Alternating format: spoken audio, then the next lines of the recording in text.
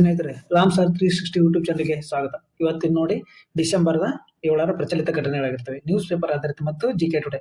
ನಾನು ನಿಮಗೆ ಹೇಳೋದೇನಂದ್ರೆ, ಇದು ಕರೆಂಟ್ ಅಫೇರ್ಸ್ ಆಗಿರುತ್ತೆ. ಬರೀ ನ್ಯೂಸ್ ಪೇಪರ್ ಓದ್ಬಿಟ್ಟೆ ಹೋಗಿ ಕರೆಂಟ್ ಅಫೇರ್ಸ್ ನಾವು ಸಾಲ್ವ್ ಮಾಡ್ತೀವಿ ಎಲ್ಲ ಎಕ್ಸಾಮ್ನಾಗ ಸುಳ್ಳು. ನ್ಯೂಸ್ ಪೇಪರ್ ಜೊತೆಗೆ ನೋಡಿ, ಒಂದೊಂದು ನ್ಯೂಸ್ ಪೇಪರ್ ಒಂದೊಂದ್ಸರಿ ಬರೀ ರಾಜಕೀಯದನ್ನೇ ಕೊಟ್ಬಿಡ್ತೇವೆ, ಒಂದೊಂದ್ಸರಿ ಕರೆಂಟ್ ಅಫೇರ್ಸ್ ಇರುದೇ ಇಲ್ಲ ಒಮ್ಮೆ ನ್ಯೂಸ್ ಪೇಪರ್ನಾಗ. ಅದಕ್ಕೋಸ್ಕರ ನಾವು ನ್ಯೂಸ್ ಪೇಪರ್ ಜೊತೆಗೆ ಬೇರೆ ಸೋರ್ಸ್ನ, ಈಗ ಜಿಕೆ ಟುಡೇ ವೆಬ್ಸೈಟ್ ಚೆನ್ನಾಗೈತೆ. ಡೈಲಿ ಈಗ ಅಂತಾರಾಷ್ಟ್ರೀಯ ಮಟ್ಟದ, ಇಂಟರ್ನ್ಯಾಷನಲ್ ಮತ್ತು ಇಂಡಿಯಾದ್ದು, ಈಗ ನಮ್ಮ ಸ್ಟೇಟ್ದು ಚೆನ್ನಾಗಿರೋ ಕರೆಂಟ್ ಅಫೇರ್ಸ್ ಅವ್ರು ಕವರ್ ಮಾಡಿರ್ತಾರೆ. ಅದಕ್ಕೋಸ್ಕರ ನಾವು ಜಿಕೆ ಟುಡೇ ಮತ್ತು ನ್ಯೂಸ್ ಪೇಪರ್ ಆಧಾರಿತ ನ್ಯೂಸ್ ಪೇಪರ್ನ ಕಟಿಂಗ್ಸು ಎರಡನ್ನೂ ಕೊಡ್ತಾ ಇದೀವಿ. ಬರೀ ನ್ಯೂಸ್ ಪೇಪರ್ ಒಂದ ಕೊಟ್ರೆ ಎಲ್ಲ ಎಕ್ಸಾಮ್ ನೀವು ಕ್ರ್ಯಾಕ್ ಮಾಡೋಕ್ಕಾಗಲ್ಲ. ನಿಮ್ಗೆ ಇನ್ನೊಂದು ಏನಂದ್ರೆ, ಒಂದು ನೀವು ಕರೆಂಟ್ ಅಫೇರ್ಸ್ನ ಡೈಲಿ ಅಪ್ಡೇಟ್ ಇರಬೇಕು. ಯಾಕಂದ್ರೆ ಅದಕ್ಕೆ ಕೇಳಿ, ನೀವು ಕೊನೆಗೆ ಒಮ್ಮೆಲೇ ನಾ ಎಕ್ಸಾಮ್ ಐತೆ ತಿಂಗಳು ಪೂರ ಬಿಟ್ಬಿಟ್ಟು ತಿಂಗಳು ಕೊನೆಗೆ ನಾ ನ್ಯೂಸ್ ಪೇಪರ್ ಓದ್ತೀನಿ ಅಂದ್ರೆ ಅದು ನಿಮಗೆ ನೆನಪುಗಳೆಲ್ಲ ಮತ್ತೆ ನಿಮಗೆ ಭಾಳ ಆಗೋಗ್ಬಿಡುತ್ತೆ. ದೊಡ್ಡ ಏನಪ್ಪ ಕರೆಂಟ್ ಅಫೇರ್ಸ್ ಏನೂ ಗೊತ್ತಿಲ್ಲ ಅಂತ ಲೆವೆಲಿಗೆ ಹೋಗ್ಬಿಡ್ತೀರ. ಬರೀ ಹಿಸ್ಟ್ರಿ ಪಾಲಿಟಿ ಎಲ್ಲ ಹಿಂಗೆ ಓದಿ ಡೈಲಿ 1-2 ಅವರ್ ಇಲ್ಲ 1 ಅವರ್ ಸಾಕು. 1 ಅವರ್ ನೀವು current affairs ED. 1 our daily ಒಂದು 10ರಿಂದ 12 ಕ್ವಶನ್ ಸಾಲ್ವ್ ಮಾಡಿ. ತಿಂಗಳಿಗೆ ಎಷ್ಟಾಯ್ತು? 300 ಕ್ವಶನ್ ಆಯ್ತು. ಒಂದು ತಿಂಗಳ 300 ಕ್ವಶನ್ ಅಂದ್ರೆ ನೀವು 300 ಕರೆಂಟ್ ಅಫೇರ್ಸ್ ನಿಮ್ಗೆ ನೆನಪಿಡಲ್ವಾ? ಒನ್ಲೈನರ್. ಅದಕ್ಕೋಸ್ಕರ ಕರೆಂಟ್ ಅಫೇರ್ಸ್ನ ಡೈಲಿ ಅಪ್ಡೇಟ್ ಇಡಿ. ನೋಟ್ ಮಾಡ್ಕೊಳ್ಳಿ, ಕೀ ಪಾಯಿಂಟ್ಸ್ ನೋಟ್ ಮಾಡ್ಕೊಳ್ಳಿ. ಮಂತ್ಲಿ ಏನು ಹಿಂದಿನ ತಿಂಗಳದ್ದು ಈ ತಿಂಗಳದ್ದು ಶೇರ್ ನೀವು ರಿವಿಷನ್ ಮಾಡಿ, ಮತ್ತೆ ಮುಂದಿನ ತಿಂಗಳು ಈ ತಿಂಗಳದ್ದು ಶೇರ್ ರಿವಿಷನ್ ಮಾಡಿ. ಈ ತರ ಆದ್ರೆ ನಿಮ್ ಕರೆಂಟ್ ಅಫೇರ್ಸ್ ವಿತ್ ಜಿಕೆ ನಿಮ್ಗೆ ಕವರ್ ಆಗುತ್ತೆ. ಈಗ ಮೊದಲೇ ಕ್ವಶನ್ ನೋಡ್ತಾ ಹೋದ್ರೆ ಸ್ನೇಹಿತರೆ ನೋಡಿ, ಇದೇನಿದು ಪ್ರಜಾವಾಣಿ ನ್ಯೂಸ್ ಪೇಪರ್ ಆರ್ಟಿಕಲ್ ಆಗಿರುತ್ತೆ. ನೋಡಿ, ದೇಶದ ಮೊದಲ ಹೈಡ್ರೋಜನ್ ಚಾಲಿತ ಟ್ರೇನು ಯಾವ ರಾಜ್ಯದಲ್ಲಿ ತನ್ನ ಕಾರ್ಯಾರಂಭ ಮಾಡಿದೆ? ಟ್ರೈನ್ ಯಾವುದು, ಎಲ್ಲಿ ಆರಂಭ ಮಾಡೈತೆ ಹಂಗಂದ್ರೆ? Option A Haryana, option B Karnataka, option C Delhi, option D Gujarat. ನೋಡಿ, ದೇಶದ ಮೊದಲ ಹೈಡ್ರೋಜನ್ ಚಾಲಿತ ಟ್ರೈನ್ ಹಂಗಂದ್ರೆ ಯಾವ ರಾಜ್ಯದಾಗೆ ಮೊದಲ ಆರಂಭ ಮಾಡೈತೆ? ಹಂಗಂದ್ರೆ ದೇಶದಲ್ಲೇ ಮೊದಲ, ಇದು ಬರೀ ರಾಜ್ಯಗಳೆಲ್ಲ, ದೇಶದಲ್ಲೇ ಮೊದಲ ರಾಜ್ಯ. ಹಂಗಂದ್ರೆ ಅದು ನೋಡಿ, ನೀವು ಆರ್ಟಿಕಲ್ ನೋಡಿ, ಚಂಡೀಗಢ ಏನು ಭಾರತದ ಮೊದಲ ಜಲಜನಕ ಚಾಲಿತ ರೈಲಿನ ಉದ್ಘಾಟನೆ ಹರಿಯಾಣದ ಸಾಕ್ಷಿಯಾಗಿದೆ. ಹರಿಯಾಣದ ಚಂಡೀಗಢ ನೋಡಿ, ಹರಿಯಾಣದ ಚಂಡೀಗಢ ನೋಡಿ. ಇಲ್ಲಿ ಎಕ್ಸ್ಪ್ಲನೇಷನ್ ನೋಡಿ, ಬ್ರೀಫ್ ಎಕ್ಸ್ಪ್ಲನೇಷನ್ ನೋಡಿ. ಇದೇ ಕ್ವಶನ್ ಇವನ್ ಬಿಟ್ರೆ ಹೈಡ್ರೋಜನ್ ಮೇಲೆ ಕ್ವಶನ್ ಇದೇ ತರ ಕೇಳ್ತಾನೆ. ಯಾವುದು ನೋಡಿ, ಹಂಗಾರೆ ವಿಶ್ವದ ಮೊದಲ ಹೈಡ್ರೋಜನ್ ಚಾಲಿತ ಟ್ರೈನ್ ಎಲ್ಲಿ ಹಾಗಾದ್ರೆ? ಜರ್ಮನಿ. ಎಷ್ಟ್ರಾಗೆ? 2018 ನೋಡಿ, ಎಲ್ಲಿ? ಜರ್ಮನಿ. ಹಂಗಾರೆ ಸೆಕೆಂಡ್ ಯಾವುದು? ಸೆಕೆಂಡ್ 2022 ಯಾವುದು? ಚೀನಾ ನೋಡಿ, ಚೀನಾ ನೋಡಿ. ಹಂಗಾರೆ ಥರ್ಡ್ ನಮ್ಮ ಇಂಡಿಯಾ ಬಂದ್ಬಿಟ್ಟು ಇಡೀ ಜಗತ್ತಿಗೆ ನಮ್ದು 3ನೇ ಪ್ಲೇಸ್ ನೋಡಿ, 3rd ಪ್ಲೇಸ್ ನಮ್ದು. ಹಾಗಾದ್ರೆ ವಿಶ್ವದ ಮೊದಲ ಹೈಡ್ರೋಜನ್ ಚಾಲಿತ ಬಸ್ಸು ಯಾರು ಮಾಡಿದ್ದಾಗಾದ್ರೆ? ಬಸ್ ಯಾರು? ಚೀನಾದವ್ರು ನೋಡಿ. ಹಂಗಂದ್ರೆ ನಮ್ಮ ಭಾರತದಲ್ಲಿ ಮೊದಲ ಹೈಡ್ರೋಜನ್ ಚಾಲಿತ ಬಸ್ಸು ಪುಣೆ ಒಳಗಡೆ ಎಷ್ಟರಗಡೆ? 2022 ಅಥವಾ 23ನೇ ಸಾಲಿನಲ್ಲಿ. ಇದು ಏನು ಹಾಗಾದ್ರೆ ಕ್ವಶನ್ ಹೆಂಗೆ ಕೇಳ್ತಾರೆ ನೋಡಿ, ಭಾರತದ ಮೊದಲ ಹೈಡ್ರೋಜನ್ ಚಾಲಿತ ಬಸ್ಸು ಎಲ್ಲಿ ಭಾರತದಲ್ಲಿ ಎಲ್ಲಿ ಪ್ರಾರಂಭ ಆಯ್ತು ಅಂತ ಕೇಳಿದ್ರೆ ಪುಣೆ ಅಂತ ಬರೀಬೇಕು. ಬಟ್ ಕಮರ್ಷಿಯಲಿ ಆಗಿ ಅಂದ್ರೆ ನೋಡಿ, ಇಲ್ಲಿ ಭಾರತದಲ್ಲಿ ಲಡಾಖ್ನಲ್ಲಿ NTPC ಪ್ರಾರಂಭಿಸಿದ ಹೈಡ್ರೋಜನ್ ಫ್ಯೂಲ್ ಸೆಲ್ ಬಸ್ಸುಗಳು ದೇಶದ ಮೊದಲ ವಾಣಿಜ್ಯ ಕಾರ್ಯಾಚರಣೆ ಆಗಿದೆ. ಹಂಗಂದ್ರೆ ದೇಶದಲ್ಲಿ ಮೊದಲ ಬಾರಿಗೆ ಹೈಡ್ರೋಜನ್ ಬಸ್ಗಳು ವಾಣಿಜ್ಯ ಕಾರ್ಯಾಚರಣೆ ಮಾಡಿದೆಯಲ್ಲಿ ಹಂಗಂದ್ರೆ ಏನು? ಲಡಾಖ್ನಲ್ಲಿ. ನೋಡಿ ಕ್ವಶನ್ ಯಾವ ತರ ಕೇಳ್ತಾನೆ, ಇದು 2025ರಲ್ಲಿ ನೋಡು, ಭಾರತದ ಮೊದಲ ಹೈಡ್ರೋಜನ್ ಚಾಲಿತ ಬಸ್ ಎಲ್ಲಿ ಅಂತಂದ್ರೆ ಪುಣೆ ಹಾಕ್ಬೇಕು ನೀವು. ಬಟ್ ವಾಣಿಜ್ಯ ಕಾರ್ಯ ಆರಂಭ ಮಾಡಿದ್ದಂತೆ ಅಂದ್ರೆ ಇಲ್ಲಿ ಲಡಾಖ್ ಒಳಗೆ ಹಾಕ್ಬೇಕು. ಇಷ್ಟನ್ನ ನೆನ್ಪಿಟ್ಕೊಳ್ಳಿ ನೋಡಿ, ಇದು ಇಂಪಾರ್ಟೆಂಟ್ ನೋಡಿ. ಇಷ್ಟನ್ನ ಪಾಯಿಂಟ್ ಮಾಡ್ಕೊಳ್ಳಿ ಬೇಕಾದ್ರೆ. ವಿಡಿಯೋನ ಪಾಸ್ ಮಾಡ್ಬಿಟ್ಟು ಏನು ನೀವು ಪಾಯಿಂಟ್ ಮಾಡ್ಕೊಳ್ಳಿ. ನೆಕ್ಸ್ಟ್ ಕ್ವಶನ್ ನೋಡಿ ಸ್ನೇಹಿತರೆ, ಇದು ಇಂಪಾರ್ಟೆಂಟ್. ಈಗ ಏನು ಪ್ರೆಸೆಂಟ್ ನಮ್ದು ಏನು ಪಹಲ್ಗಾಮ್ ದಾಳಿ ಆಯ್ತಲ್ಲ, ಅದ್ರದ್ದು ರೀಸೆಂಟ್ ನ್ಯೂಸ್ ಒಂದು ಕ್ವಶನ್ ಇದ್ದೇ ಇರುತ್ತೆ. ಯಾವ ತರ ಇರುತ್ತೆ ಆ ಕ್ವಶನ್? ಯಾವ್ದಕ್ಕೆ ಸಂಬಂಧ? ಇಂಟರ್ನ್ಯಾಷನಲ್ ರಿಲೇಷನ್ ಸಂಬಂಧ ಇದು ಕ್ವಶನ್. ಇದೇನು ನ್ಯೂಸ್ ಪೇಪರ್ ಏನು? GK today. ಇದು GK today newspaper with GK today ಹಾಕ್ತೀನಿ ನಾನು. ನೋಡಿ, ಸಲಾಲ್ ಜಲವಿದ್ಯುತ್ ಯೋಜನೆಯು ಯಾವ ನದಿಯ ಮೇಲಿದೆ? ಸಲಾಲ್ ಜಲವಿದ್ಯುತ್ ಯೋಜನೆಯು ಯಾವ ನದಿಯ ಮೇಲಿದೆ? Option A Ravi, option B Jhelum, option B Chenab, option D Sindhu. ಯಾವ ನದಿ ಹಂಗಂದ್ರೆ ಚಿನಾಬ್ ನದಿ ನೋಡಿ, ಚಿನಾಬ್ ನದಿ ಮೇಲಿದೆ ನೋಡಿ. ಸಲಾಲ್ ಹೈಡ್ರೋಜನ್ ಎಲೆಕ್ಟ್ರಿಕ್ ಪವರ್ ಇದು ಯಾವ್ದಂದ್ರೆ ಇದರ ಎಕ್ಸ್ಪ್ಲೇಷನ್ ನೋಡಿ, ಇಂಪಾರ್ಟೆಂಟ್. ಇದನ್ನ ಪೂರ್ತಿ ಎಕ್ಸ್ಪ್ಲೇಷನ್ ನೋಡಿ. 4 ಯೋಜನೆಗಳು ಬರ್ತವೆ ಚಿನಾಬ್ ನದಿ ಮ್ಯಾಗೆ. ಯಾವ್ದು? ಪಾಕಿಸ್ತಾನ ಮತ್ತು ಇಂಡಿಯಾಗೆ ನಮಗೆ ಸಂಬಂಧಪಟ್ಟಂಗೆ. ಹಂಗಂದ್ರೆ ನೋಡಿ, ಭಾರತ ಮತ್ತು ಪಾಕಿಸ್ತಾನ ನಡುವೆ ಸಿಂಧು ಜಲ ಒಪ್ಪಂದ ಆಯ್ತು. ಒಂದ್ ನಿಮಿಷ, ಸಿಂಧು ಜಲ ಒಪ್ಪಂದ ಆಯ್ತು ಎಷ್ಟ್ರಾಗೆ? ಸಿಂಧು ಜಲ ಒಪ್ಪಂದ 1960 ಯಾರ್ಯಾರಿದ್ರು? ಯಾರು? ಅಯ್ಯೂಬ್ ಖಾನ್ ಮತ್ತೆ ಜವಾಹರ್ಲಾಲ್ ನೆಹರು ನಡುವೆ. ಯಾರ ಮಧ್ಯಸ್ಥಿಕೆಯಲ್ಲಿ? ವರ್ಲ್ಡ್ ಬ್ಯಾಂಕ್, ವಿಶ್ವಸಂಸ್ಥೆ ವರ್ಲ್ಡ್ ಬ್ಯಾಂಕ್ ಅಂತ ನೆನ್ಪಿಟ್ಟುಕೊಳ್ಳಿ. ವರ್ಲ್ಡ್ ಬ್ಯಾಂಕ್ ವಿಶ್ವಸಂಸ್ಥೆಯ ವಿಶ್ವ ವರ್ಲ್ಡ್ ಬ್ಯಾಂಕ್ನೊಂದಿಗೆ ಸಹಯೋಗದೊಂದಿಗೆ ಇದೇನು ನಮ್ದು ಈ ಒಪ್ಪಂದ ಆಯ್ತು. ಹಂಗಂದ್ರೆ ಈ ಒಪ್ಪಂದ ಅಂದ್ರೆ ಏನೇನು ಮಾಡಿದ್ರು ನೋಡಿ. ಮೊದಲು ಇದನ್ನ ನೆನ್ಪಿಟ್ಕೊಳ್ಳಿ, ಆಮೇಲೆ ಇದನ್ನ ಹೇಳ್ತೀನಿ, ಇದು ಇಂಪಾರ್ಟೆಂಟ್ ಆಗಿರುತ್ತೆ ನೋಡಿ. 3 ನದಿಗಳು ಯಾವುವು? ಈಗ ಈ ಪಾಕಿಸ್ತಾನಕ್ಕೆ 3 ನದಿಗಳು ಯಾವ್ಯಾವ ನದಿಗಳು ಹಾಗಾದ್ರೆ? ಸಿಂಧು, ಜೀಲಂ ಮತ್ತು ಹಾಗೂ ಚಿನಾಬ್ ನದಿಗಳು. ಮೂರನ್ನ ನಾವೇನ್ ಮಾಡಿದ್ವಿ? ಪಾಕಿಸ್ತಾನಕ್ಕೆ ಬಿಟ್ಕೊಂಡ್ವಿ. ಹಂಗಂದ್ರೆ ಇಂಡಿಯಾಕ್ಕೆ ಯಾವ ನದಿಗಳು? ಈ ಇಂಡಿಯಾಕ್ಕೆ ಯಾವ್ಯಾವ ಹಾಗಾದ್ರೆ? ಉಳಿದಿದ್ದು 3 ಯಾವ ಹಂಗಂದ್ರೆ? ರಾವಿ, ಸತ್ಲೇಜ ಹಾಗೂ ಬಿಯಾಸ್. ನೋಡಿ, ಇವು ಯಾವ್ದು 1960ರ ಒಪ್ಪಂದ, ಸಿಂಧು ಒಪ್ಪಂದ ಅಂತ ಕರೀತಾರೆ, ಸಿಂಧು ಅಗ್ರಿಮೆಂಟ್ ಅಂತ ಕರೀತಾರೆ. ಅಯೂಬ್ ಖಾನ್ ಮತ್ತು ಜವಾಹರ್ಲಾಲ್ ನೆಹರು ಏನು ಪ್ರಧಾನಮಂತ್ರಿಗಳಾಗಿದ್ದರು. ಯಾರು? ವರ್ಲ್ಡ್ ಬ್ಯಾಂಕ್, ವಿಶ್ವಸಂಸ್ಥೆ. ಕರೆಕ್ಟ್ ಅಲ್ವಾ? ವಿಶ್ವಸಂಸ್ಥೆ, ವರ್ಲ್ಡ್ ಬ್ಯಾಂಕ್ ಅಂತ ನೆನ್ಪಿಡ್ರಿ. ವರ್ಲ್ಡ್ ಬ್ಯಾಂಕ್ ಮಧ್ಯಸ್ಥಿಕೆಯಲ್ಲಿ ಇವು 3 ನದಿಗಳು ಪಾಕಿಸ್ತಾನಕ್ಕೆ. ಇಲ್ಲಂದ್ರೆ ಇಲ್ಲಿ ನೀರೇನು ನಾವು ಯೂಸ್ ಮಾಡಂಗಿಲ್ಲ. ಇವು 3 ನದಿದು ಯಾವುದು? ಯಾವ್ಯಾವ ನದಿಗಳು? ಸಿಂಧು ನದಿ, ಜೀಲಂ ನದಿ, ಚಿನಾಬ್ ನದಿಯನ್ನು ನೀರನ್ನ ಪಾಕಿಸ್ತಾನಕ್ಕೆ ಬಿಡಬೇಕಿತ್ತು ನಾವು. ಇವನ್ 3 ರಾವಿ, ಬಿಯಾಸ್, ಸತ್ಲೇಜ ಮತ್ತು ಬಿಯಾಸ್ ನದಿಗಳನ್ನ ನಾವು ಬಳಸಬೇಕಿತ್ತು. ಬಟ್ ಏನ್ ಪಹಲ್ಗಾಮ್ ದಾಳಿ ಆಯ್ತಲ್ಲ, ಅಲ್ಲಿಂದ ನಾವು ಇವನ್ 3 ನದಿ ಮೇಲೆ ನಾವು ಕಂಟ್ರೋಲ್ ಸಾಧಿಸಕತ್ತೀವಿ. ಇದನ್ನ ಇಷ್ಟು ನೆನ್ಪಿಟ್ಕೊಳ್ಳಿ. ಈಗ ಇದ್ರ ಕ್ವಶನ್ ಎಕ್ಸ್ಪ್ಲೇಷನ್ ನೋಡಿ ಇಲ್ಲಿ.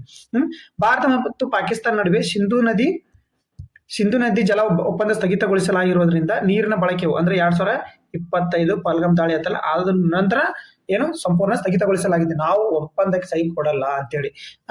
ಈ ಗರಿಷ್ಠ ವರ್ಷ ಜಮ್ಮು ಮತ್ತು ಕಾಶ್ಮೀರದಲ್ಲಿ ಸಲಾಲ್ ವಿದ್ಯುತ್ ಯೋಜನೆ ಹೂಳು ತೆಗೆಯುವ ಕೇಂದ್ರ ಸಚಿವರು ನಿರ್ದೇಶಿಸಿದ್ದಾರೆ. ಅಂದ್ರೆ ಇತ್ತೀಚೆಗೆ ನಾವು ಜಲ ವಿದ್ಯುತ್ ಯೋಜನೆ ಮಾಡಿದ್ವಿ, ಬಟ್ ಅದು ಒಪ್ಪಂದದ ಮಾತ್ರ ನಾವು ಅದನ್ನ ಏನು ಕಾರ್ಯರೂಪಕ್ಕೆ ಇರಲಿಲ್ಲ. ಅದು ನಾವು ಇಷ್ಟೇ ಬಳಸ್ಬೇಕಂತ ಲಿಮಿಟ್ ಇತ್ತು. ಬಟ್ ಇನ್ಮೇಲೆ ಹೂಳು ತೆಗೆದ್ಬಿಟ್ಟು ನಾವು ನೀರಿನಲ್ಲಿ ಸ್ಟೋರ್ ಮಾಡಿ ನಾವು ಜಲ ವಿದ್ಯುತ್ ಅನ್ನ ಮಾಡ್ಕೋಬೇಕು.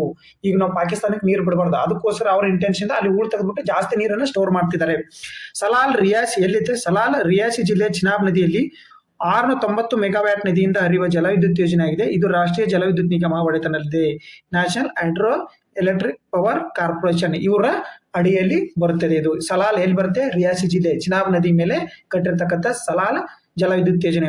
ಇದು ಕಾಶ್ಮೀರದ ಸಿಂಧು ಜಲ ಒಪ್ಪಂದದ ಆಡಳಿತದಲ್ಲಿ ಭಾರತದ ಮೊದಲ ಜಲವಿದ್ಯುತ್ ಯೋಜನೆ ಆಗಿದೆ. ನೋಡಿದ್ರು ಅಂದ್ರ ಈಗ ನಾವೇನು ಕಾಶ್ಮೀರದಲ್ಲಿ ಸಿಂಧು ಜಲವಿದ್ಯುತ್ ಒಪ್ಪಂದ ಮಾಡ್ಕೊಂಡಿಲ್ಲ, ಅದು ಆದ್ಮೇಲೆ ಇದು ನಾವು ಜಲವಿದ್ಯುತ್ ಯೋಜನೆಯನ್ನು ಮಾಡತಕ್ಕಂಥ ಮೊದಲೇ ಜಲವಿದ್ಯುತ್ ಯೋಜನೆ ಯಾವ್ದಂದ್ರೆ ಸಲಾಲ್ ಸಲಾಲ್ ಜಲವಿದ್ಯುತ್ ಯೋಜನೆ ಆಗಿರುತ್ತೆ ಸ್ನೇಹಿತರೆ. ಹಂಗಂದ್ರೆ ಇನ್ನೂ ಸ್ವಲ್ಪ ನೋಡಿ, ಇಲ್ಲಿ ಯಾವ್ಯಾವ 4 ಯೋಜನೆಗಳು ಕಟ್ಟಾರೆ. ಚಿನಾಬ್ ನದಿ ಮೇಲೆನೆ 4 ಜಲ ವಿದ್ಯುತ್ ಯೋಜನೆಗಳು ಕಟ್ಟಾರೆ. ಹೈಡ್ರೋ ಎಲೆಕ್ಟ್ರಿಕ್ ಪವರ್ ನ 4 ಮಾಡ್ಯಾರ. ಅವು ಯಾವ್ಯಾವ ನೋಡಿ ಇಲ್ಲಿ. 1,000 ಮೆಗಾವ್ಯಾಟ್ ಪಕಲ್ ದುಲ್ ಜಲವಿದ್ಯುತ್ ಯೋಜನೆ, ಇದು ನೆನ್ಪಿಟ್ಕೊಳ್ಳಿ.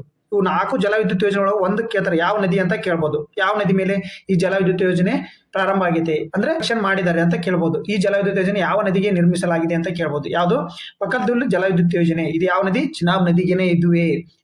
ಇದು ಎಷ್ಟು ಮೆಗಾವ್ಯಾಟ್? 2018ರಲ್ಲಿ ಶಂಕುಸ್ಥಾಪನೆ ಮಾಡಲಾಗಿದೆ. 2018ರಲ್ಲಿ ಶಂಕುಸ್ಥಾಪನೆ ಮಾಡಲಾಗಿದೆ ನೋಡಿ ಸ್ನೇಹಿತರೆ. ನೋಡಿ ಕರೆಕ್ಟ್ ಆಗಿ ನೋಡ್ಕೊಳ್ಳಿ. ಹಂಗಾರೆ 2018ರಲ್ಲಿ ಶಂಕುಸ್ಥಾಪನೆ ಮಾಡಾಗೈತಿ. 2026 ಡಿಸೆಂಬರ್ ಅಂತ್ಯದೊಳಗೆ ಇದು ಯೋಜನೆ ಪೂರ್ಣಗೊಳ್ಳಿದೆ. ಹಂಗಂದ್ರೆ ಇದ್ರದ್ದು ಪಕಲ್ ದುಲ್ ಯೋಜನೆ ಸಮಾನಾಂತರವಾಗಿ ರೂಪಿಸಿದ ಕಿರು ಯೋಜನೆ ಇನ್ನೊಂದು ಯಾವ್ದಂದ್ರೆ ಇನ್ನೊಂದು ಸಣ್ಣ ಯೋಜನೆ ಮಾಡಿರೋದಕ್ಕೆ 135 ಮೀಟರ್ ಎತ್ತರವನ್ನು ಏರಿಸಲಾಗಿದೆ. ಅದನ್ನ ಆ ಯೋಜನೆ ಐತಲ್ಲ, ಇಲ್ಲಿ ಆನೆ ಕಟ್ಟಿರ್ತದಲ್ಲ, ಇದನ್ನ ಏರಿಸ್ತಾರೆ ಸ್ನೇಹಿತರೆ. ಅಂದ್ರೆ ನೀರು ಜಾಸ್ತಿ ಸ್ಟೋರ್ ಆಗುತ್ತೆ, ಅವಾಗ ನಮಗೆ ಹೈಡ್ರೋ ಎಲೆಕ್ಟ್ರಿಕ್ ಪವರ್ಗೆ ಯೂಸ್ ಆಗುತ್ತೆ. ನೆಕ್ಸ್ಟ್ ಯೋಜನೆ ನೋಡಿ, ಚಿನಾಬ್ ನದಿಗೆ 109 ಮೀಟರ್ ಎತ್ತರದ ಕ್ವಾರಾ ಜಲಾಶಯ ನಿರ್ಮಿಸಲಾಗಿದೆ.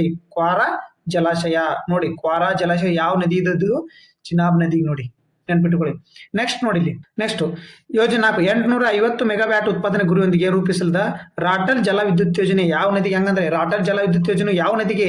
ಚಿನಾಬ್ ನದಿ ನೋಡಿ. ಎಷ್ಟು? 133 ಅಡಿ ಎತ್ತರದ ಜಲಾಶಯವನ್ನು ನಿರ್ಮಿಸಲಾಗಿದೆ. ನೋಡಿ ರಾಟಲ್ ಜಲ ವಿದ್ಯುತ್ ಯೋಜನೆ.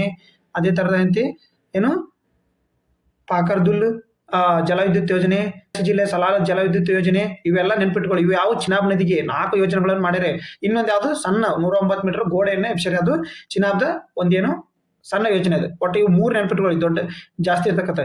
ಇದನ್ನು 2028ರಲ್ಲಿಗೆ ಪೂರ್ಣ ಆರಂಭಗೊಳಿಸಲಾಗಿದೆ. ಈ ಯೋಜನೆಯನ್ನು ಸ್ಟಾರ್ಟ್ ಮಾಡಿ 2028ಕ್ಕೆ ಮುಕ್ತಾಯಗೊಳ್ಳಲಾಗಿದೆ. ಈ 4 ಯೋಜನೆ ಜೊತೆಗೆ ಚಿನಾಬ್ ನದಿ ವ್ಯಾಪ್ತಿಯಲ್ಲಿ ದುಲಸ್ತಿ ಯೋಜನೆ 2ನೇ ಅಂತ ಕೈಗೊಳ್ಳಲಾಗಿದೆ. ನಾ ಹೇಳಿದ್ದೆ ನಿಮ್ಗೆ ದುಲಸ್ತಿ ಜಲವಿದ್ಯುತ್ ಯೋಜನೆ ನೋಡಿ. ಎಲ್ಲಿ ಹೇಳಿದ್ದೆ? ಈಗ ಡಿಸೆಂಬರ್ದಲ್ಲಿ ದುಲಸ್ತಿ ಜಲವಿದ್ಯುತ್ ಯೋಜನೆ ನಿಮ್ಗೆ ಆಲ್ರೆಡಿ ಹೇಳಿದೆ ನಾನು. ಜಮ್ಮು ಕಾಶ್ಮೀರದಲ್ಲೇ ಬರುತ್ತೆ, ಚಿನಾಬ್ ನದಿಗೆ ಬರುತ್ತೆ. ಅದು ದುಲಸ್ತಿ ಜಲವಿದ್ಯುತ್ ಯೋಜನೆ ಚಿನಾಬ್ ನದಿಗೆ ಬರುತ್ತೆ ಸ್ನೇಹಿತರೆ. ದುಲಸ್ತಿ ಜಲವಿದ್ಯುತ್ ಯೋಜನೆ ಬಗ್ಗೆ ಸಂಪೂರ್ಣ ವಿವರ ಹೇಳ್ತೀನಿ ಕೇಳಿ ಸ್ವಲ್ಪ.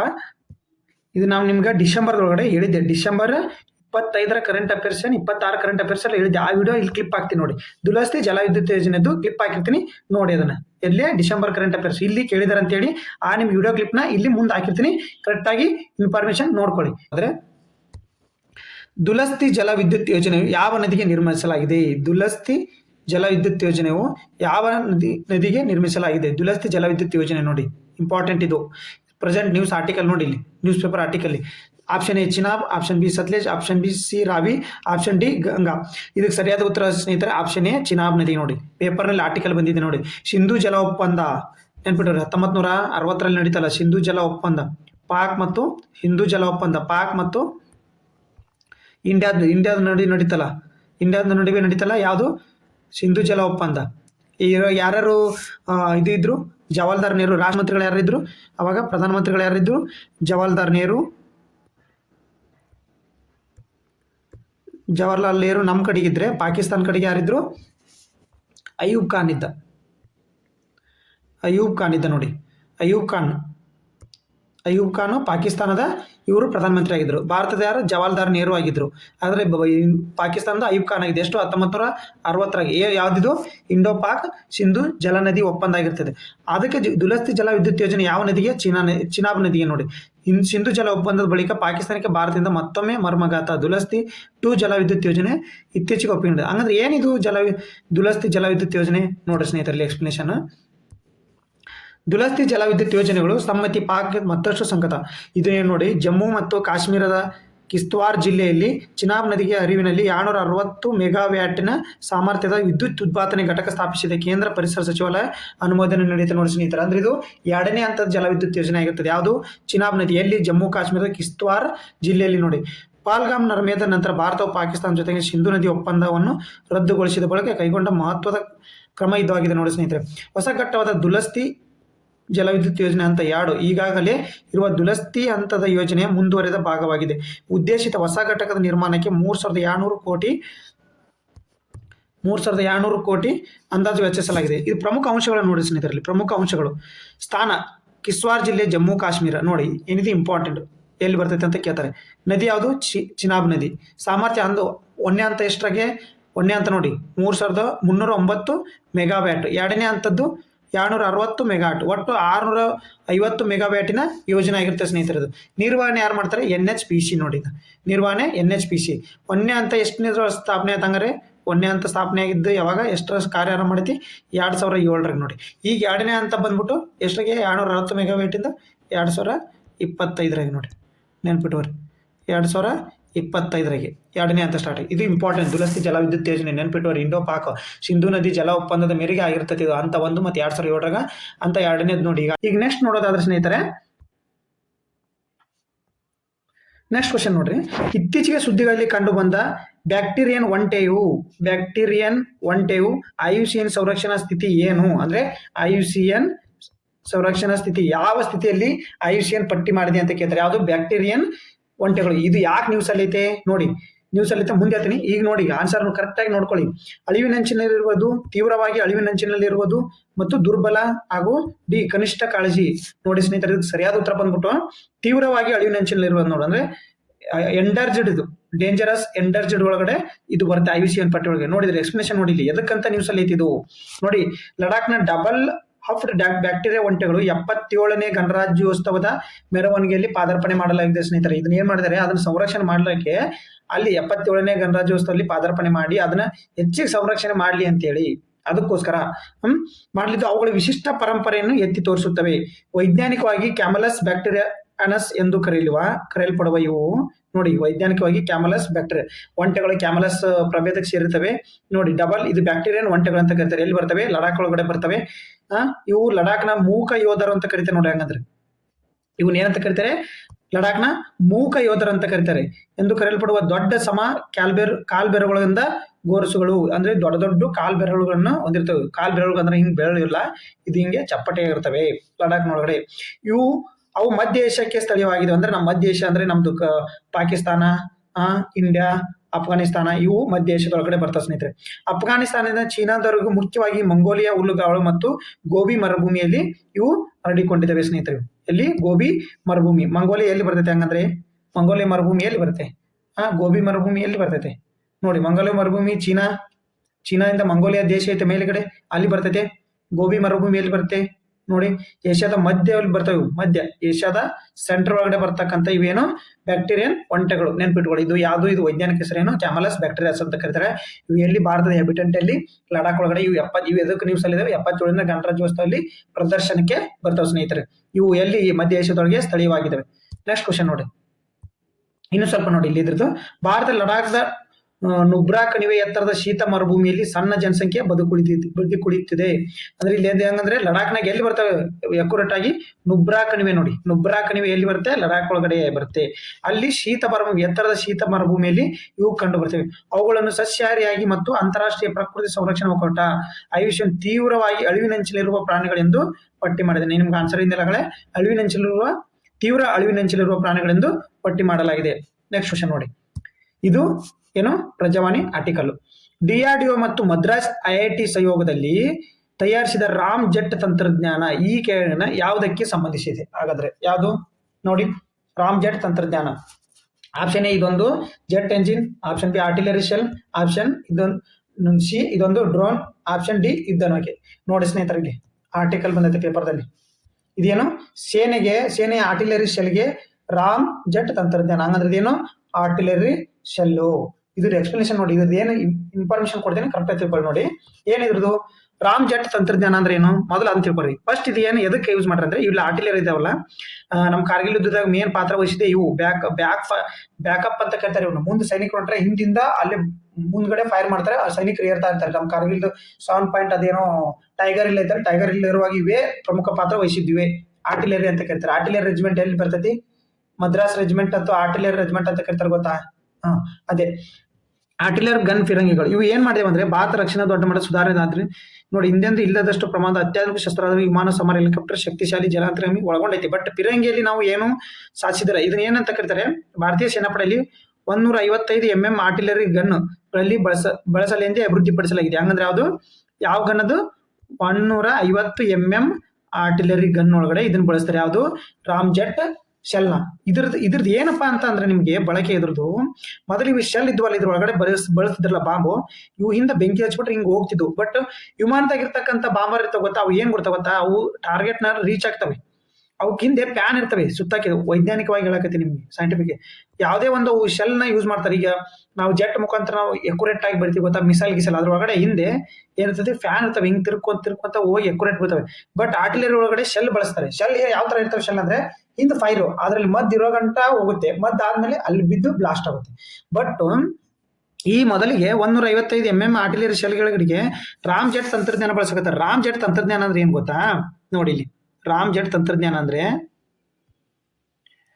ನೋಡಿ ಕರೆಕ್ಟ್ ಆಗಿ ನೋಡ್ಕೊಳ್ಳಿ. ಯಾಕಂದ್ರೆ ನಿಮ್ಗೆ ಹೇಳಿಕೆ ರೂಪದಲ್ಲಿ ಕೊಡುವುದು. ನಿಮ್ಗೆ ಕ್ವಶನ್ ಬರ್ತೋ ಸ್ವಲ್ಪ ನೋಡ್ಕೊ. ರಾಮ್ ಜೆಟ್ ತಂತ್ರಜ್ಞಾನ ಅಂತ ಬರುತ್ತೆ, ಬಟ್ ನಿಮ್ಗೆ ಅದ್ರ ಎಕ್ಸ್ಪ್ಲನೇಷನ್ ನಿಮ್ಗೆ ನೆನಪಿದ್ರೆ ಅದು ಕ್ವಶನ್ ಅರ್ಥ ಆಗುತ್ತೆ. ಏನ್ ನೋಡಿ, ರಾಮ್ ಜೆಟ್ ತಂತ್ರಜ್ಞಾನವು ಎಂಬುದು ಒಳನುಗ್ಗುವೆ ಗಾಳಿ ಬಳಸಿಕೊಂಡು ಕೆಲಸ ಮಾಡುವ ಎಂಜಿನ್ ಮಾದರಿಯಾಗಿದೆ. ಅಂದ್ರೆ ಹಿಂಗೆ ಏನು ಫೈರ್ ಗಾಳಿಯಲ್ಲಿ ಹಿಂಗ್ ಹೋಗ್ತಾ ಇರುತ್ತಲ್ಲ, ಗಾಳಿಯಲ್ಲಿ ಹೋಗ್ತಾ ಇರುತ್ತೆ, ಎದುರುಗಡೆ ಹಿಂಗ್ ಗಾಳಿ ನುಗ್ತಾ ಇರುತ್ತೆ. ಈ ಗಾಳಿಯನ್ನೇ ಒಳಗೆ ತಗೊಂಡು ಗಾಳಿಯನ್ನೇ ಹಿಂಗ್ ಫ್ಯಾನ್ ಆಗಿ ತಿರುಗಿಸ್ಕೊಂಡು, ಈ ತಂತ್ರಜ್ಞಾನ ಗಾಳಿಯನ್ನೇ ಹಿಂಗ್ ಎದುರುಗಡೆ ಬರ್ತಕ್ಕಂಥ ಗಾಳಿಯನ್ನು ತಗೊಂಡು ಇದು ಶಕ್ತಿಯನ್ನ ಪಡ್ಕೊಂಡು ಗಾಳಿ ಇದು ಮುನ್ನುಗ್ಗುತ್ತೆ ಶೆಲ್. ಇದೇ ಇದು ರಾಮ್ ಜೆಟ್ ನ ಒಂದು ತಂತ್ರಜ್ಞಾನ. ಇದನ್ನ ಯಾರ್ಯಾರು ಮಾಡ್ಯಾರ ಹಂಗಂದ್ರೆ DRDO ಮತ್ತು ಮದ್ರಾಸ್ IIT IIT ಸಂಯೋಗದಲ್ಲಿ ಮಾಡ್ಯಾರ ನೋಡಿ. ಇದ್ರ ಗೊತ್ತಾ ನಿಮ್ಗೆ ಟೆಕ್ನಿಕ್? ನೋಡಿ ಇಲ್ಲಿ ಹೇಳ್ತೀನಿ ನೋಡ್ಲಿ. ಈ ದೊಡ್ಡ ಕ್ಷಿಪಣಿಗಳಾದ್ರೂ ಗುರಿಯತ್ತ ವೇಗವಾಗಿ ಸಾಗಲು ಅದರೊಳಗಡೆ ಫ್ಯಾನ್ ರೀತಿಯ ಗಿರಣಿಗಳು, ತಿರುಗುವ ಸಸ್ಪೆನ್ಸ್ಗಳು, ಕೆಲವೊಂದರಲ್ಲಿ ಟರ್ಬೈನ್ ಎಂಜಿನ್ಗಳು ಇರ್ತವೆ. ಆದರೆ ಆರ್ಟಿಲರಿ ಶೆಲ್ಗಳಲ್ಲಿ ಇಂಥ ವ್ಯವಸ್ಥೆ ಇರುವವರೆಗೂ ಇರಲಿಲ್ಲ. ಇದೇ ಮೊದಲ ಬಾರಿಗೆ DRDO ಮತ್ತು IIT ಮದ್ರಾಸ್ ಸಂಸ್ಥೆ ತಂತ್ರಜ್ಞರು ರಾಮ್ ಜೆಟ್ ತಂತ್ರಜ್ಞಾನವನ್ನು ಆರ್ಟಿಲರಿ ಶೆಲ್ಗಳಲ್ಲಿ ಬಳಸಿದ್ದಾರೆ. ಹಂಗಂದ್ರೆ ಇಲ್ಲಿ ನೋಡಿ, ನಾ ಹೇಳಿದ್ದೆ ನೋಡಿ, ಆರ್ಟಿಲರಿ ಗನ್ ನಿಂದ ಹೊರ ಚಿಮ್ಮುವ ಆರ್ಟಿಲರಿ ಶೆಲ್ಗಳು ನಿರ್ದಿಷ್ಟ ವೇಗ ಪಡೆದುಕೊಂಡು ಬಳಿಕ ರಾಮ್ ಜೆಟ್ ತಂತ್ರಜ್ಞಾನ ಅಂಗಗಳನ್ನು ಸಕ್ರಿಯಗೊಳ್ಳುತ್ತವೆ.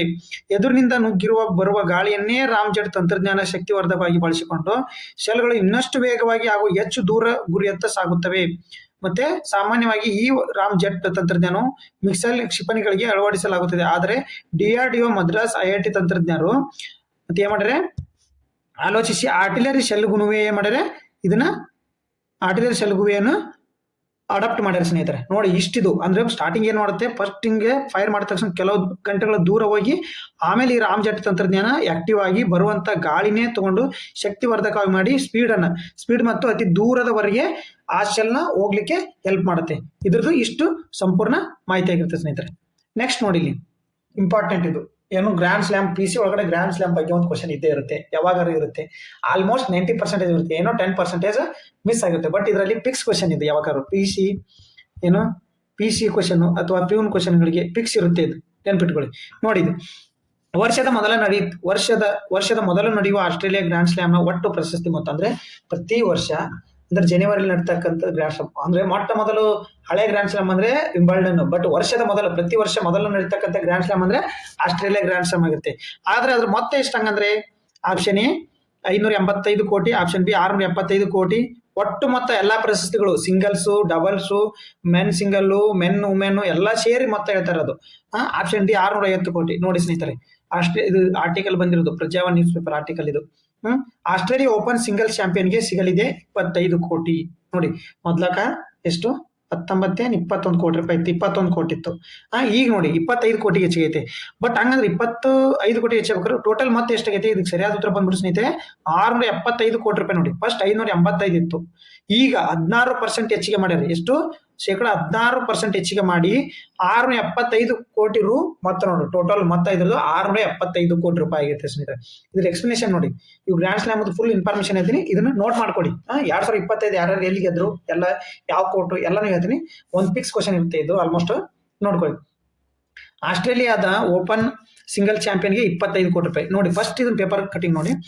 Australia open grand slam tourney ಒಟ್ಟು ಬಹುಮಾನ ಮತ್ತು 16% ಹೆಚ್ಚಳವಾಗಿದೆ. ಹಂಗಂದ್ರೆ ಶೇಕಡಾವಾರು ಆಸ್ಟ್ರೇಲಿಯಾದ ಓಪನ್ ಗ್ರ್ಯಾಂಡ್ ಸ್ಲಾಮ್ ನ ಇತ್ತೀಚೆಗೆ ಎಷ್ಟು ಪರ್ಸೆಂಟೇಜ್ ಮೊತ್ತವು ಹೈಕ್ ಆಗಿದೆ, ಹೆಚ್ಚಿಗೆ ಆಗಿದೆ ಅಂತಂದ್ರೆ 16%. ಕಳೆದ ವರ್ಷ 96.5 ಮಿಲಿಯನ್ ಆಸ್ಟ್ರೇಲಿಯನ್ ಡಾಲರ್ ಅಂದ್ರೆ ಅಂದಾಜು ರೂಪಾಯಿಯೊಳಗೆ 585 ಕೋಟಿ ರೂಪಾಯಿ ಇತ್ತು. ಬಟ್ ಈಗ 111.5 ಮಿಲಿಯನ್ ಅಂದ್ರೆ ಅಂದಾಜು 675 ಮಿಲಿಯನ್ ಒಳಗಡೆ ನೆನ್ಪಿಟ್ಕೊಡಿ. ಎಷ್ಟು? 9.5 ಮಿಲಿಯನ್. ಈಗ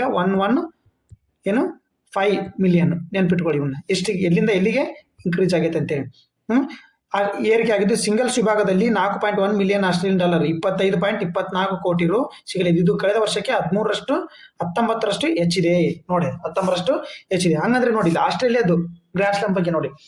ಪ್ರತಿ ವರ್ಷ ಆಯೋಜವಾಗುವ 4 ಗ್ರ್ಯಾಂಡ್ ಸ್ಲಾಮ್ ಟೆನ್ನಿಸ್ ಪಂದ್ಯಾವಳಿ ಆಸ್ಟ್ರೇಲಿಯಾ ಮೊದಲೇದು ಅಂದ್ರೆ ಜನವರಿ ಒಳಗೆ ನಡೀತಿದೆ.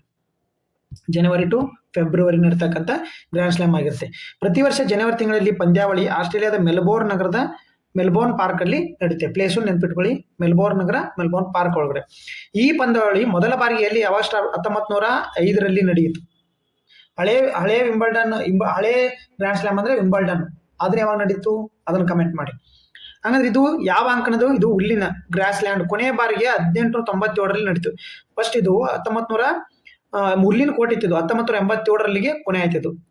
ಈ 1988 ಈ ಪಂದ್ಯಾವಳಿ ಮೆಲ್ಬೋರ್ನ್ ಪಾರ್ಕ್ ನ ಹಾರ್ಡ್ ಕೋರ್ಟ್ ನಲ್ಲಿ ಆಡಲಾಗುತ್ತೆ. ಮೊದಲಕ್ಕೆ ಹುಲ್ಲಿಂದು ಕೋರ್ಟ್ ಇತ್ತು ಅಂದ್ರೆ ಗ್ರಾಸ್ ಕೋರ್ಟ್ ಇತ್ತು, ಆಮೇಲೆ ಇದನ್ನ ಹಾರ್ಡ್ ಕೋರ್ಟ್ ಆಗಿ ಪರಿವರ್ತನೆ ಮಾಡಿದ್ರು. ಯಾವಾಗ? 1988 ಅದಕ್ಕೆ ಮೊದಲ 1987 ಹುಲ್ಲಿನ ಕೋರ್ಟ್ ಒಳಗಡೆ ಆಡ್ತಿದ್ರು.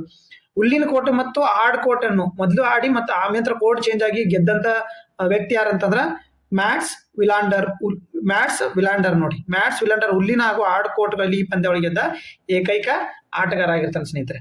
ನೋಡಿ, ಮ್ಯಾಟ್ ವಿಲಾಂಡರ್. ಈಗ ಪೂರ್ತಿ ನೋಡಿ ಗ್ರ್ಯಾಂಡ್ ಸ್ಲಾಮ್ ಬಗ್ಗೆ ನೋಡಿ 2025 ಗ್ರ್ಯಾಂಡ್ ಸ್ಲಾಮ್ ನೋಡಿ, ಟೂರ್ನಮೆಂಟ್ ಡೇಟ್, ಲೊಕೇಶನ್, ಯಾರ್ಯಾರು ಗೆದ್ರು ಮತ್ತೆ ಯಾವ ಕೋರ್ಟ್. ನೋಡಿ, ಆಸ್ಟ್ರೇಲಿಯಾ ಓಪನ್ 2025 ನೋಡ್ಕೊಡಿ. ಈಗ ಇದನ್ನ 2026 ಅಪ್ಡೇಟ್ ಮಾಡ್ಕೋಬೇಕು ನೀವು. ಮತ್ತೆ ಇದನ್ನೇ ನೋಡ್ಕೊಂಡು ಕುಂದ್ರಬೇಡಿ, 2025 ಅಪ್ಡೇಟ್ ಮಾಡ್ಕೊಳ್ಳಿ. 2026 ಅಪ್ಡೇಟ್ ಮಾಡ್ಕೊಳ್ಳಿ. ಈಗ ಬರುತ್ತೆ, ಜನವರಿಲಿ ಆಗುತ್ತೆ, ಜನವರಿ ಟು ಫೆಬ್ರವರಿಲಿ ಆಗುತ್ತೆ. ನೋಡಿ, ಇದು ಜನವರಿಯಲ್ಲಿ ನಡೆಯುತ್ತೆ ಪ್ರತಿ ವರ್ಷ. 2026 ಮಾಡ್ಕೊಳ್ಳಿ. ಇದು ಎಲ್ಲಿ ನಡೆಯುತ್ತೆ? ಮೆಲ್ಬೋರ್ನ್, ಆಸ್ಟ್ರೇಲಿಯಾದೊಳಗಡೆ ನಡೆಯುತ್ತೆ. ಯಾವ ಕೋರ್ಟ್ ಇದು? Hard court. ಅಂದ್ರೆ 2025 ವಿಜೇತರ ಯಾರಂಗಂದ್ರೆ ಜೆನ್ನಿಕ್ ಸಿನ್ನರ್. ನೋಡಿ, ಮೆನ್ಸ್ ಸಿಂಗಲ್ ಒಳಗಡೆ ಜೆನ್ನಿಕ್ ಸಿಂಗಲ್, ವುಮೆನ್ಸ್ ಒಳಗಡೆ ಮೆಡಿಸನ್ ಕೀ. ನೋಡಿ, ಮೆಡಿಸನ್ ಕೀ. ಹಂಗಾರೆ ಮೆನ್ಸ್ ರನ್ನರ್ ಅಪ್ ಅಲೆಕ್ಸಾಂಡರ್ ಮತ್ತೆ ವುಮೆನ್ಸ್ ಒಳಗಡೆ ಆರ್ಯನ್ ಸಬಲೆಂಕಾ. ನೋಡಿ, ಇವೇನ್ ರನ್ನರ್ ಅಪ್ ಒಮ್ಮೆ ಕೇಳ್ತಾನೆ ಒಮ್ಮೆ ಕೇಳಂಗಿಲ್ಲ, ಬಟ್ ಇವು ನೆನ್ಪಿಟ್ಕೊಳ್ಳಿ. ಜೆನ್ನಿಕ್ ಸಿನ್ನರ್ ವುಮೆನ್ಸ್ ಒಳಗಡೆ ಮೆಡಿಸನ್ ಕೀ. ಹಂಗಂದ್ರೆ ಫ್ರೆಂಚ್ ಓಪನ್ ಯಾವಾಗ ನಡೆಯುತ್ತೆ? ಇದು ಈಗ ಯಾವ ಕ್ವಶನ್ ನೋಡಿದ್ರೆ ಇದು ಇಂಪಾರ್ಟೆಂಟ್, ಇದನ್ನ ಚೇಂಜ್ ಮಾಡ್ಕೊಳ್ಳಿ. ಇದನ್ನ 2026 ಇನ್ನೂ ನಡೆದಿಲ್ಲ, ಈಗ ನಡೀತೆ, ಅವಾಗ ನೀವು ಅಪ್ಡೇಟ್ ಮಾಡ್ಕೊಳ್ಳಿ. ಫ್ರೆಂಚ್ ಓಪನ್ ಯಾವ್ದು ಮೇ ಟು ಜೂನ್ ನಡೀತೆ. ಎಲ್ಲಿ ನಡೀತೆ? ಪ್ಯಾರಿಸ್ನ ಫ್ರಾನ್ಸ್ ನಡೀತೆ. ಯಾವುದು? ಕ್ಲೇ ಕೋರ್ಟ್ ನೋಡಿ, ಕ್ಲೇ ಕೋರ್ಟ್. ಕಾರ್ಲಸ್ ಅಲ್ಕರಾಜ್ 2025 ಯಾರ್ದು? Carlos Alcaraz. ವುಮೆನ್ಸ್ ಒಳಗಡೆ, ವುಮೆನ್ಸ್ ಸಿಂಗಲ್ ಒಳಗೆ ಕೋಕಾ ಗಫ್. ಹಂಗಾರೆ ವಿಂಬಲ್ಡನ್ ಯಾರು? ವಿಂಬಲ್ಡನ್ ಯಾರು? ಇಂಗ್ಲೆಂಡ್. ವಿಂಬಲ್ಡನ್ ಯಾರು? ಜೂನ್ ಟು ಜುಲೈ ಒಳಗೆ ನಡುತ್ತೆ. ಎಲ್ಲಿ? London, England. ಇದು ಗ್ರಾಸ್ ಕೋರ್ಟ್ ನೋಡಿ. ಫಸ್ಟ್ ಗ್ರಾಸ್ ಕೋರ್ಟ್ ಎಲ್ಲಿತ್ತು? ಆಸ್ಟ್ರೇಲಿಯಾದಾಗ ಇತ್ತು. ಬಟ್ 1887ರಿಂದ ಅದನ್ನ ಏನ್ ಮಾಡಿದ್ರು? ಹಾರ್ಡ್ ಕೋರ್ಟ್ ಆಗಿ ಪರಿವರ್ತನೆ ಮಾಡಿದ್ರು. ಯಾರು? ಜೆನ್ನಿಕ್ ಸಿನ್ನರ್. ಹಂಗಂದ್ರೆ ಆಸ್ಟ್ರೇಲಿಯಾ ಓಪನ್ ಮತ್ತೆ ವಿಂಬಲ್ಡನ್ ಓಪನ್ ಯಾರು ಗೆದ್ದಾರೆ? ಜೆನ್ನಿಕ್ ಸಿನ್ನರ್ ಗೆದ್ದಾರೆ. ಹಂಗಂದ್ರೆ ವುಮೆನ್ಸ್ ಒಳಗಡೆ ಈಗ ಸ್ವಾಟಿಕಿಯಾ ನೋಡಿ. ಹಂಗಂದ್ರೆ US ಓಪನ್ ಯಾರು ಗೆದ್ದಿದ್ದಾರೆ? ಹಂಗಂದ್ರೆ ಅಮೆರಿಕದ್ದು ಆಗಸ್ಟ್ ಇಂದ ಸೆಪ್ಟೆಂಬರ್, ಇದು ವರ್ಷದ ಕೊನೆಯ ಗ್ರ್ಯಾಂಡ್ ಸ್ಲಾಮ್. ನ್ಯೂಯಾರ್ಕ್ US ದಲ್ಲಿ ನಡೀತೆ ಹಾರ್ಡ್ ಕೋರ್ಟ್ ಯಾವ್ಯಾವು? ಆಸ್ಟ್ರೇಲಿಯಾ ಮತ್ತು ಅಮೆರಿಕ ನೋಡಿ. ಪ್ರತಿ ವರ್ಷ ಫಸ್ಟ್ ಮತ್ತೆ ಲಾಸ್ಟ್ ನಡೆದು hard court, second clay court ಮತ್ತೆ ಗ್ರಾಸ್ ಕೋರ್ಟ್. ಈ ತರ ನೆನ್ಪಿಟ್ಕೊಳ್ಳಿ, ಓಕೆನಾ? ಫಸ್ಟ್ ಮತ್ತೆ ಲಾಸ್ಟ್ ಹಾರ್ಡ್ ಕೋರ್ಟ್, ಇಷ್ಟು ನೆನ್ಪಿಟ್ಕೋಬೇಕು ನೀವು ಅಷ್ಟೇ. ಹಾರ್ಡ್ ಕೋರ್ಟ್ ಯಾವ್ಯಾವ ಅಂತ ಕೇಳ್ಬೋದು. ಫಸ್ಟ್ ಮತ್ತೆ ಲಾಸ್ಟ್ ಯಾವ ನಡೀತೆ? US ಮತ್ತು ಆಸ್ಟ್ರೇಲಿಯಾ. ಇದು ನೋಡಿ ಜನವರಿ ಟು ಆಗಸ್ಟ್ ಸೆಪ್ಟೆಂಬರ್ ನಡೀತೆ. ಜೆನ್ನಿಕ್ ಸಿನ್ನರ್ ಫಸ್ಟ್ ಮತ್ತು ಥರ್ಡ್. ಈ ಕಾರ್ಲಸ್ ಅಲ್ಕರಾಜ್ ನೋಡಿ, ಇವು ಇಬ್ರು ನೆನಪು ಹೆಸರು ಇಟ್ಕೊಂಡ್ರೆ 4 Carlos Alcaraz US open. Aryna Sabalenka ಇದೇನು ವುಮೆನ್ಸ್. ಇದನ್ನ ಪಾಯಿಂಟ್ ಮಾಡ್ಕೊಳ್ಳಿ, ಬೇಕಾದ್ರೆ ಸ್ಕ್ರೀನ್ಶಾಟ್ ತಗೊಳ್ಳಿ. ಇಷ್ಟ ಬಿಟ್ರಿ ಸ್ಕ್ರೀನ್ಶಾಟ್ ತಗೊಳ್ಳಿ 1 ನಿಮಿಷ ಬೇಕಾದ್ರೆ. ನೆಕ್ಸ್ಟ್ ಕ್ವಶನ್ ನೋಡಿ. Zika today. ಭಾರತದಲ್ಲಿ ರೋಗಗಳ ಅಧಿಸೂಚನೆ ಯಾವ ಕಾನೂನು ಚೌಕಟ್ಟು ಆಧಾರವನ್ನು ಒದಗಿಸುತ್ತದೆ? ಇದು ಎದಕ್ಕೆ ರೀಸೆಂಟ್ ನ್ಯೂಸ್ ಅಲ್ಲಿ ಐತೆ ಅಂತ ಹೇಳ್ತೇನೆ ನಿಮ್ಗೆ. ಇದು ಯಾವ್ದಾಗಾದ್ರೆ ನೋಡಿ, ಭಾರತದಲ್ಲಿ ರೋಗಗಳ ಅಧಿಸೂಚನೆ ಯಾವ ಕಾನೂನು ಚೌಕಟ್ಟು ಆಧಾರದ ಮೇಲೆ ಒದಗಿಸುತ್ತದೆ ಅಂದ್ರೆ ಆಪ್ಷನ್ ಎ ಸಾಂಕ್ರಾಮಿಕ ರೋಗಗಳ ಕಾಯ್ದೆ 1897. ಆಪ್ಷನ್ ಬಿ ರಾಷ್ಟ್ರೀಯ ಆರೋಗ್ಯ ನೀತಿ 2017. ವಿಪತ್ತು ನಿರ್ವಹಣಾ ಕಾಯ್ದೆ 2005. ಆಪ್ಷನ್ ಡಿ ಸಾರ್ವಜನಿಕ ಆರೋಗ್ಯ ಕಾಯ್ದೆ 1955. ಇದಕ್ಕೆ ಸರಿಯಾದ ಉತ್ತರ ಬಂದ್ಬಿಟ್ಟು ಸ್ನೇಹಿತರೆ ಯಾವ್ದು ಹೇಳಿ?